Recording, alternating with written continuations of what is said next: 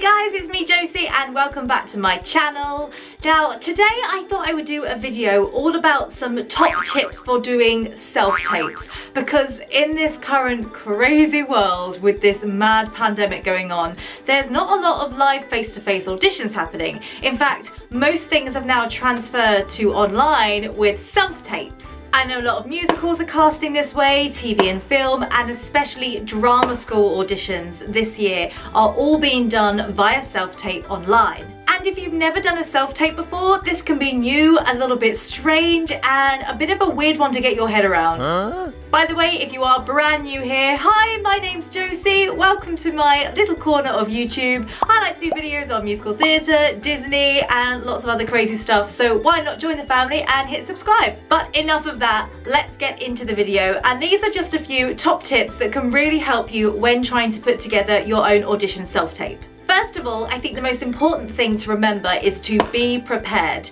Yes, you are doing this from home in your own safe space, but you do need to treat this like an actual audition. So know your material, pick good material that you feel comfortable with, that you feel shows you off, and try to show a little bit of you and what makes you different and what makes you special. Now, you want whoever is watching your audition to be focused on you. So my biggest tip is to probably film against a plain white wall like this, even though I've digitally put this in. Try not to have something crazy with too much background, too many distracting colours. So if you haven't got a plain white background, the more plain or the more bland you have, the better. So lighting, you want to be as well lit as you can be. You don't need loads of expensive equipment if you haven't got it. If you have, great. But before you go to film, experiment by trying different places around your house. Try and find somewhere with a good natural light source, like a window. That can really help as well. And also bear in mind the time of day that you are filming. If you choose to record in the evening when it starts to get dark, you'll probably find that your lighting drastically changes. And as well as experimenting with different lightings in different rooms, also try that in regards to acoustics, especially if you are singing, because different rooms in your house will have different acoustics. For example, if you're singing in a bathroom, it's going to be really echoey, or if you're singing in a very small carpeted room, it might be a very damp sound. So try a few different rooms and see what you prefer. You do not need a really expensive camera to do a self-tape.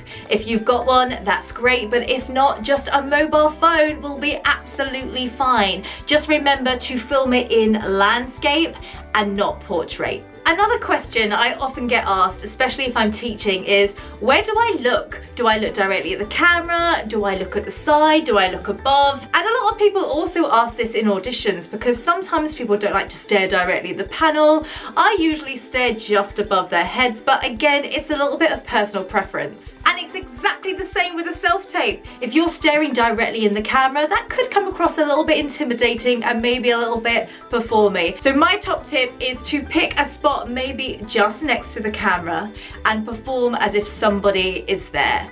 Now again, try a few different things, have a few practices, try a few different rooms, a few different lightings, a few different camera angles, and you will soon realize which one you prefer. If you are doing a self-tape singing audition, make sure that you have your music in a spot that you can hear but can also be picked up by the camera.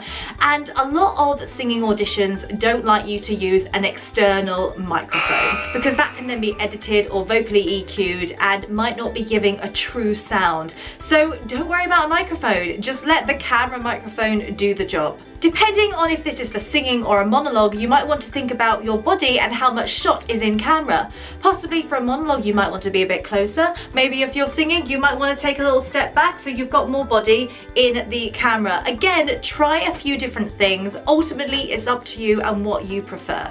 Don't leave self-tapes last minute.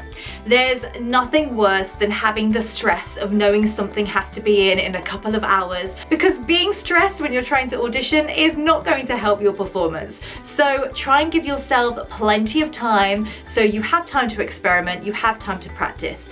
But with that in mind, try not to be a complete perfectionist. If you're anything like me, I find self-tapes so hard because you can be such a perfectionist on yourself. and every single one finds something that you don't like about it. So this is really hard, but the best way to work around this is to give yourself a time limit, whether that's half an hour per song or to give yourself a certain number of takes. For example, I'm only going to record that song 3 times or 5 times and pick the best one. If you're anything like me, it will probably be more like 5 or 6 times, but try not to do too many because you'll just end up getting frustrated. You've got to remember that this is an audition, and at the end of the day, if you were in the room with the panel, you would only get 1 shot.